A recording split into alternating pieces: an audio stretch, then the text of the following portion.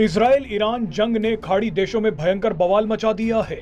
कई मुस्लिम देश चुपचाप इजराइल के समर्थन में दिख रहे हैं, तो कई मुस्लिम देश ईरान के साथ आकर खड़े हो गए हैं। दुनिया जानती है कि सऊदी अरब, संयुक्त अरब अमीरात और जॉर्डन जैसे मुस्लिम देश दबी जुबान में इजराइल का समर्थन करते दिखाई देते हैं, तो वहीं ईरान के साथ तुर्की, पाकिस्तान, मलेशिया और अजरबैजान जैसे देश खड़े रहते हैं। अब मुस्लिम देशों के आपसी विरोध का सबसे बुरा असर पाकिस्तान पर पड़ा है।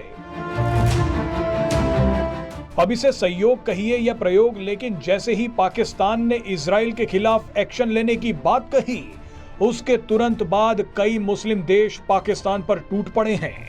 यह खबर पाकिस्तान में भूचाल ला सकती है। इजराइल और भारत आज इस खबर को देखने के बाद खूब हंसेंगे। दरअसल पाकिस्तान ने इस्लामिक देशों को खुश करने के लिए हमास नेता इस्माइल हानिया के लिए एक दिन का राष्ट्रीय शोक रख दिया।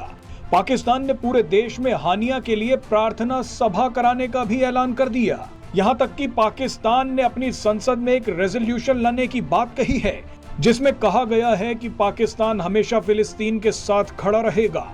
पाकिस्तान ये सोच रहा था कि इन फैसलों के बाद मुस्लिम देश उससे खुश हो जाएंगे, लेकिन ये पूरा मामला उल्टा पड़ गया। सबसे ताकतवर मुस्लिम देशों ने ऐलान किया है कि उन्हें अपने देश में अब पाकिस्तानी लोग नहीं चाहिए। ये फैसला सऊदी अरब, कतर, कुवैत और संयुक्त अरब अमीरात की तरफ से आया है। खुद पाकिस्तान के एक मंत्री ने इस बात का दावा किया है। इन सभी खाड़ी देशों ने कहा है कि पाकिस्तान से आए लोग उनके देशों की छवि खराब कर रहे हैं। खाड़ी देशों ने एक बार फिर कहा है कि पाकिस्तान भिखारियों का सप्लायर बन गया है। पाकिस्तानी खाड़ी देशों में महिलाओं के साथ छेड़खानी कर रहे हैं, अपराध कर रहे हैं। इसीलिए पाकिस्तानी हमारे देश में रहने और काम करने लायक नहीं हैं। आने वाले दिनों में ये सभी खाड़ी देश पाकिस्तानियों की संख्या कम करने की तैयारी कर चुके हैं। यहाँ सबसे मजे वाली बात यह है कि सऊदी अरब और संयुक्त अरब अमीरात सबसे ज्यादा पाकिस्तानियों से परेशान हैं।